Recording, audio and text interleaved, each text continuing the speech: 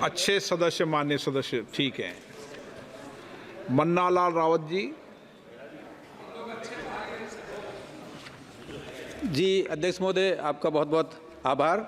आपने शिक्षा मंत्रालय के अनुदान मांगों पर चर्चा एवं समर्थन के लिए मुझे अनुमति दी। माननीय महोदय, फिर एक बार मोदी सरकार, अब होगा विकसित भारत का सपना साकार। इस भाव के साथ हम आगे बढ़ रहे हैं और ये जो तीसरी बार माननीय यशस्वी प्रधानमंत्री जी इस भूमिका में हैं, तो उसके पीछे सबसे बड़ी जो ताकत है कि वो नीतियों को भी जनता जनार्दन ने समर्थन दिया है और ये लगातार जारी है और पॉलिसी पैरालिसिस की जो स्थिति थी उससे हम बाहर निकलें।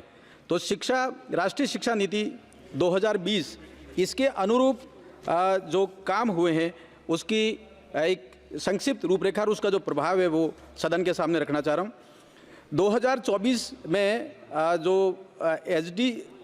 एसडीजी है वो 61% पर पहुंचा है और इसके साथ पीएम श्री स्कूलों की जो संख्या है 14,500 तक पहुंचने का जो लक्ष्य है, उसमें 10,080 स्कूल स्वीकृत हुए, जिसमें 30 स्कूल मेरे लोकसभा क्षेत्र के हैं। ये अपने आप में एक बहुत बड़ी बात है जो कौशल विकास और वैश्विक आयाम में युवाओं को तैयार करने के लिए है।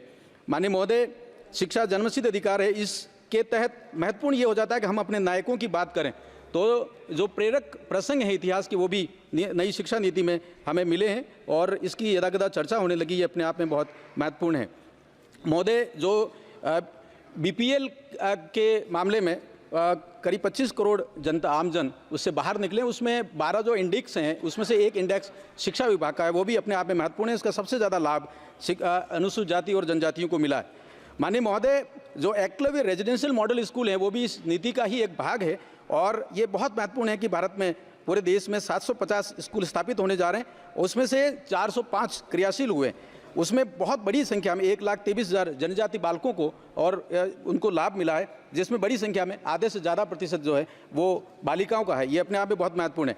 माननीय महोदय, इस क्रम में मैं निवेदन करना चाह रहा हूँ आपके माध्यम से माननीय मंत्री महोदय को कि जब शिक्षा की बात हो रही है तो पूरा अमृत कालखंड शुरू हुआ है और इसमें जो औपनिवेशिक विरासत है उससे भी बाहर निकलना है। तो आग्रह ये करता हूं कि जो जितने भी विश्वविद्यालय हैं उसमें जनजाति अध्ययन केंद्र शुरू होने चाहिए ताकि जनजातियों की जो मौलिक बात है, मौलिक संस्कृति, वो सबके सामने आनी चाहिए, क्योंकि अभी तक जो औपनिवेशिक सत्ता के डिवाइड एंड रूल वाले जो विचार हैं, दृष्टि है, वही पढ़ाई जाती रही है।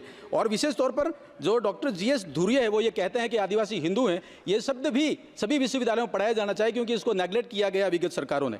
माननीय महोदय, एंथ्रोपोलॉजी एक ऐसा सब्जेक्ट है जिसको पूरे देश में विभेद करने के लिए जनजातियों को अलग से एंथ्रोपोलॉजी में पढ़ाने के लिए कहा गया। शेष समाज सोशियोलॉजी में पढ़ाया जाता है, जबकि एंथ्रोपोलॉजी में केवल जनजातियों की पढ़ाई की जाती है। एंथ्रोपोलॉजी आने वाले कालखंड में समाप्त होना चाहिए क्योंकि ये जनजातियों को अलग दिखाने का एक साजिश रहा है औपनिवेशिक सत्ता का। माननीय महोदय, राजस्थान में केंद्रीय जनजाति विश्वविद्यालय की स्थापना की मैं एक मांग आपके माध्यम से करता हूं, क्योंकि जो अमरकंटक और दूसरे विश्वविद्यालय हैं तेलंगाना के, वो काफ़ी दूर हैं, लगभग 1500 किलोमीटर दूर है। राजस्थान में यदि ये स्थापित होता है तो गुजरात, मध्य प्रदेश और राजस्थान तीनों के जनजाति क्षेत्र के लगभग 1.5 करोड़ जो जनसंख्या है उनको इसका लाभ मिलेगा। माननीय महोदय, आकांक्षी जिले और आकांक्षी ब्लॉक में CSR का सबसे कम प्रयोग हुआ है, ऐसा इकोनॉमिक सर्वे की रिपोर्ट दिखाती है।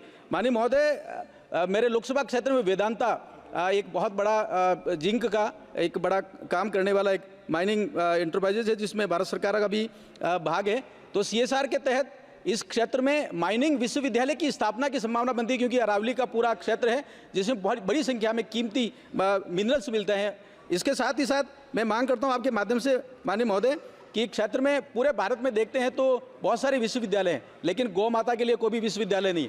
गौ, गंगा और गायत्री पूरे समाज के लिए, भारत के लिए अपने आप में गौरव की बात है।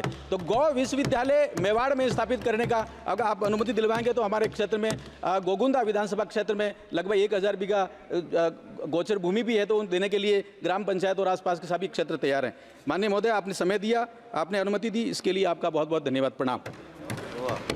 माननीय मंत्री महोदय। माननीय अध्यक्ष जी, मैं आपका